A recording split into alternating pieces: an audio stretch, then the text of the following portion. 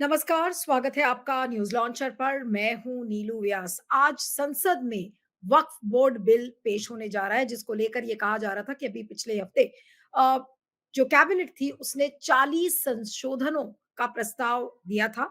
यानी कि उसमें 40 ऐसे अमेंडमेंट्स किए जाएँगे, जिसके चलते जो वक्फ का जो कंट्रोल है, वो जो सारा कंट्रोल वक्फ बोर्ड के पास होता था, तो अब वो सारा कंट्रोल नहीं होगा। अब वक्फ क्या है? वक्फ एक ऐसी संस्था है जो कि जिसके 30 बोर्ड्स पूरे देश में हैं और सेना और रेलवे के बाद अगर देश में किसी के पास सबसे ज़्यादा ज़मीन है, तो वो वक्फ बोर्ड के पास है। अब इसका पूरा जो नियंत्रण है, वो वक्फ बोर्ड के पास होता था, उसे जो मुसलमान समुदाय के लोग हैं, उसके मेंबर्स होते थे। तो जो संशोधन आ रहे हैं, उसमें महिलाओं को भागीदारी दी जा रही है, 2 नॉन मुस्लिम मेंबर्स की बात की जा रही है।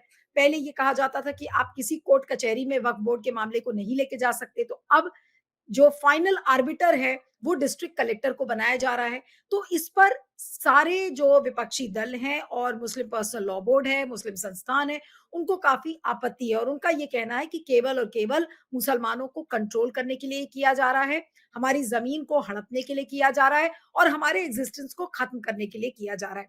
अभी थोड़ी देर पहले मैं आम आदमी पार्टी के जो राज्यसभा सांसद हैं अ संजय सिंह उनकी एक साउंड बाइट सुन रही थी जिसमें उन्होंने कहा कि ये वक्फ बोर्ड बिल नहीं है, ये अदानी बिल है और उन्होंने उदाहरण दिया कि जिस तरह से अयोध्या में कि इतनी सारी ज़मीन और भारी संख्या में जो ज़मीन थी वो अदानी को दे दी गई, कहीं पर रामदेव को दे दी गई। तो इसी तरीके से ये उनका ये मानना है कि सरकार एक ऐसा ज़रिया इन रिफॉर्म्स के नाम पर एक ऐसा ज़रिया ढूँढ रही है जहाँ पर अपनी जो ज़मीन है और जो बड़ी पैसे वाली ज़मीन है, उनको आप अपने चहेते कॉर्पोरेट्स के नाम पर रख दोगे। और दूसरा उसका जो एजेंडा है वो ऑब्वियसली कम्युनल एजेंडा है कि किस तरीके से हिंदुओं को डराया जाए और फिर ये सारी चीज़ों को अपने कंट्रोल में किया जाए, वो भी एक चीज़ है जिस पर लोग चर्चा कर रहे हैं। तो इसको समझने की कोशिश करेंगे। अभी संसद में ये बिल अभी पास होगा या नहीं होगा, इसको लेकर अभी विवाद है। क्योंकि जो मेरी जिन लोगों से आज सुबह बात हुई है, उनका ये मानना है कि उन लोगों ने और जो मुस्लिम पर्सनल लॉ बोर्ड है और वक्फ बोर्ड के लोगों से मैंने बात की, तो उन्होंने कहा कि उन्होंने टीडीपी और अ जो जेडीयू है, उनसे बात करने की कोशिश की है। उन्होंने ये एश्योरेंस दिया है कि इस बिल को हम सिलेक्ट कमिटी में भेजेंगे। सिलेक्ट कमिटी में भेजने का मतलब ये है कि तलवार अभी भी मुसलमानों के ऊपर लटकी हुई है, लेकिन उनको थोड़ा ब्रीथिंग स्पेस मिल जाएगा। सिलेक्ट कमिटी उस पर जाँच करेगी, पड़ताल करेगी, हो सकता है कुछ अमेंडमेंट्स में और संशोधन की बात हो, उसको और ठीक तरीके से करने की बात हो। तो उससे जो मुसलमान समुदाय है, मुस्लिम पर्सनल लॉ बोर्ड है, वक्फ बोर्ड है, उनको थोड़ा वक़्त मिल जाएगा। तो ऐसे में क्या हो सकता है, इस पर हम बातचीत करेंगे। हमारे साथ प्रेम कुमार जी, वरिष्ठ पत्रकार, पॉलिटिकल कमेंटेटर हमारे साथ जुड़ रहे हैं, जो कि संपादक हैं प्रणाम इंडिया के। प्रेम जी, आपका स्वागत है। और ये जो वक्फ बिल को लेकर इतना विवाद है, सरकार की मंशा क्या है? विपक्ष ने तो अपनी मंशा साफ कही, मुसलमानों ने अपनी जो उनके मन में डर है, उसको बताया। लेकिन आपके हिसाब से सरकार की मंशा क्या है? सरकार तो ये कहती है कि हम रिफॉर्म्स ला रहे हैं और रिफॉर्म्स के नाम पर वो असली में उसका खेल क्या है, वो लोगों को समझ में आ रहा है। शुक्रिया नीलू जी। देखिए, वक्फ बोर्ड बना क्यों? वक्फ बोर्ड मुसलमानों की जो जो संपत्ति है उसको व्यवस्थित करने के लिए, मुसलमानों के भले के लिए वक्फ बोर्ड बना। इसका मकसद मुसलमानों का भला करना था। और आज वक्फ बोर्ड में जो तब्दीली, जो सुझाव संशोधन के रूप में सामने आ रहे हैं, इस ये क्यों किया जा रहा है? अगर मुसलमानों के लिए करना है तो मुसलमानों का पक्ष तो समझा जाना चाहिए ना। तो पक्ष समझने के लिए क्या किया है, क्या सरकार ने क्या पहल की? तो एक तरफ ये बताया जाता है कि हम वक्फ बोर्ड में सुधार इसलिए करना चाहते हैं क्योंकि वहां प्रशासनिक स्तर पर और दूसरी चीजें ठीक हो सके, पारदर्शिता आए वगैरह वगैरह। दूसरी तरफ जो गलत अलग हट करके जो बात होती है टीवी चैनल्स में, सोशल मीडिया पे बीजेपी नेताओं के बयान, वो बयान ये होते हैं कि वक्फ बोर्ड जो है जहां रुमाल रख देता है वहां उसकी जमीन हो जाती है, वक्फ बोर्ड को असीमित अधिकार है, वक्फ बोर्ड हिंदुओं की जमीन ले रहा है, छीन रहा है, इस तरह की बातें की जाती है। तो यहीं पर प्रश्न उठता है कि क्या वक्फ बोर्ड में संशोधन इसलिए होने चाहिए कि कथित रूप से हिंदुओं की जमीनें छीनी जा रही हैं और उस पर रोक लगे? अगर है तो बोलिए ना कि हम इसीलिए ऐसा कर रहे हैं। लेकिन सच क्या है कि वक्फ बोर्ड के पास असीमित अधिकार है, ये सरासर झूठ है। असीमित अधिकार नहीं है। वक्फ बोर्ड अदालत से बाहर नहीं है। ये कहते हैं कि अदालत से भी उसको नहीं सुन सकता है। वक्फ बोर्ड अगर कौन सी जमीन लेता है, वक्फ बोर्ड को जो दान में कोई जमीन देता है वो जो मुसलमान है, जो इस्लाम को मानते हैं, वो वही जमीन उनके पास होती है। तो अगर हिंदुओं की जमीन यानी गैर मुसलमानों की जमीन अगर वक्फ बोर्ड लेगा तो वो अदालत उसको ऐसा करने से रोकेगी। वो कैसे ले सकता है? एडमिनिस्ट्रेशन है, सरकार है, देश है, अदालत है, वो अपने इस जो वक्फ बोर्ड को जमीन लेने का हक है, उसका जो दायरा है, उस दायरा से बाहर जाकर के जमीन कैसे ले सकता है? ये बड़ा सवाल है। कुछ विवाद आए भी हैं जिस पर अदालत में चर्चा हुई है। कई जगह ऐसे विवाद आएंगे। ऐसा नहीं है कि एक विवाद है तरीके जिसको से लेकर काम लोग हो। बात कर रहे हैं कि जो वक्फ बोर्ड में जो गरीब मुसलमान है या जो मिडिल क्लास मुसलमान का तबका है उसको जगह नहीं मिलती, केवल और केवल पावरफुल और बहुत रसूख वाले लोग ही वक्फ बोर्ड का हिस्सा बनते हैं। वो भी एक पॉइंट मैंने पढ़ा था कहीं पर। हाँ, देखिए, ये तो उसकी प्रशासनिक अवस्थिति है, उस हिसाब से कमियां है ना। तो कमियां कहाँ नहीं है? महिलाओं का रिप्रेजेंटेशन नहीं है वक्फ बोर्ड में, तो महिलाओं का रिप्रेजेंटेशन तो संसद में भी नहीं है, या जितना होना चाहिए नहीं है। पार्टियों में भी नहीं है, दलों में भी नहीं है, बहुत सारी सरकारी संस्थानें जहाँ नहीं है। तो क्या सब जगह संशोधन विधेयक लाए जा रहे हैं क्या? महिलाओं का रिप्रेजेंटेशन कैसे हो, ये एक अलग चिंता है। फिर मुसलमान जो संपत्ति वक्फ बोर्ड के पास में है उस पर कुछ लोगों का कब्जा हो गया है, ये भी एक चिंता है। उसका इस्तेमाल जरूरतमंदों को हो, ये भी एक चिंता है। लेकिन वक्फ बोर्ड सरकार के अधीन है, सरकार ने इसको बनाया है, ये कोई स्वतंत्र अपने हिसाब से काम नहीं कर सकता है। उसके लिए जो कानून बना हुआ है, जो दायरा बना, उस दायरे में ही उसको काम करना होगा। तो हम ये, लेकिन इसका मकसद विरोध कहाँ है? विरोध यहाँ है कि सरकार हर जगह पर वहां पर काम करना चाह रही, आगे बढ़ना चाह रही। बीजेपी वहां आगे बढ़ना चाह रही जहां पर प्रॉपर्टी है, जहां पर जमीन है। अब ये जमीन, इसीलिए विपक्ष कह रहा है कि इस जमीन पर क्या अडानियों की नजर है, इसीलिए सरकार इसको अपने एक्वायर करना चाहती है और कि इस जमीन को बाध्य करना चाहती है कि अडानियों को दिया जाए। ऐसा क्यों कह रही है, इसको भी समझने की जरूरत है। कि देखिए, वक्फ बोर्ड की निगरानी अगर कलेक्टर करेगा, जो कि कहा जा रहा है इस संशोधनों के जरिए ऐसा होगा, तो इसका मतलब वक्फ बोर्ड की स्वतंत्रता खत्म हो गई। फिर बनाया किस लिए भाई? सब अगर जिला अधिकारी ही उसकी निगरानी करेगा तो जिला अधिकारी बड़ा हो गया ना, वक्फ बोर्ड तो छोटा हो गया। फिर तो इससे ज्यादा स्वतंत्रता का अपहरण और क्या हो सकता है? तो वक्फ बोर्ड के अस्तित्व पर ही निशाना है, चोट है। इसी वजह से इसका विरोध हो रहा है और विरोध होना चाहिए। अदरवाइज आप बोलिए कि वक्फ बोर्ड देश में नहीं होना चाहिए, हम खत्म करते हैं, डिसॉल्व करते हैं, नाटक क्यों कर रहे हैं? आप वक्फ बोर्ड को डीएम के अधीन कैसे कर सकते हैं? समीक्षा का अधिकार न्यायालय के पास होगा कि डीएम के पास मूल्यांकन का अधिकार होगा? लेकिन ये आपको प्रमुख बात। मंशा प्रेम जी क्या लगती है कि मुसलमानों को वही जो एक प्रवृत्ति है कि मुसलमानों को कंट्रोल किया जाए, मुसलमानों की जो संपत्ति है उसको हड़पा जाए, ये दिखाया जाए कि देखिए भाई हिंदुओं का ही बोलबाला होना चाहिए, इसलिए हम हिंदुओं को भी अब उसमें शामिल कर देंगे क्योंकि उसमें एक क्लॉज है कि non Hindu sorry non Muslims को भी 2 नॉन मुस्लिम मेंबर्स होने चाहिए जो वक्फ बोर्ड है उसमें। तो ये सब जो सरकार की मंशा है और जो उनका हिंदुत्व का एजेंडा है, क्या उसको भी बीजेपी साइमल्टेनियसली पुश करने की कोशिश कर रही है? वो जो बीजेपी की थ्योरी है मुसलमानों से खतरा, वो इसको इंडोर्स करती है कि वक्फ बोर्ड के बहाने मुसलमान हिंदुओं की जमीन पर कब्जा कर रहा है। वो ये मैसेज देना चाहते हैं, वो ये मैसेज देना चाहते हैं कि हिंदुओं की रक्षा के लिए ये संशोधन लाया जाना जरूरी है, नहीं तो हिंदुओं की जमीनें सारी हड़प लेंगी। तो वो मुसलमानों के लिए ये वक्फ बोर्ड में संशोधन नहीं ला रहे हैं, वो हिंदुओं को डरा करके हिंदुओं को बचाने के नाम पर ये वक्फ बोर्ड में संशोधन ला रहे हैं। इसीलिए डिविजिव है, ये डेमोक्रेटिक नहीं है, ये सौहार्दपूर्ण तरीके से कोई एडमिनिस्ट्रेटिव बदलाव के लिए नहीं है। ये एडमिनिस्ट्रेटिव नहीं, ये रिलीजियस रिवेंजफुल थॉट को इम्प्लांट करने के लिए है। इसी हुँ। इसी कारण से इसका विरोध हो रहा है। जी। लेकिन रही बात पॉलिटिक्स की कि विपक्ष इसको लेकर पुरजोर तरीके से इसका विरोध कर रहा है और जो मेरी मैंने कहा कि जो कुछ पर्सनल लॉ बोर्ड और उनके मेंबर्स वक्फ बोर्ड के मेंबर्स से बात हुई, तो उन्होंने कहा कि उन्होंने टीडीपी और जेडीयू को कांटेक्ट करने की कोशिश की और उनका ये मानना है कि हम इसको सिलेक्ट कमिटी में भेजेंगे। सिलेक्ट कमिटी में अगर जाएगी ये वाली जो बिल है, तो उससे क्या फ़र्क पड़ेगा? आपको लगता है कि क्या तलवार नहीं लटकेगी तब?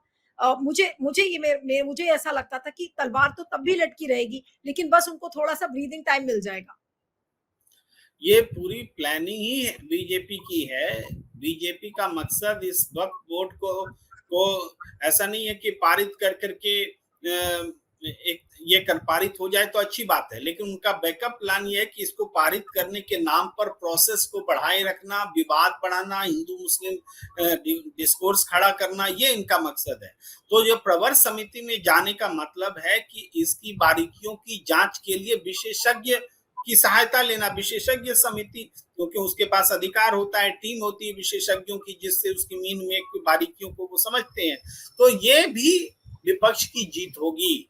अगर प्रवर समिति में जाता है तो इसका मतलब है कि सरकार अभी पारित करने की स्थिति में नहीं है।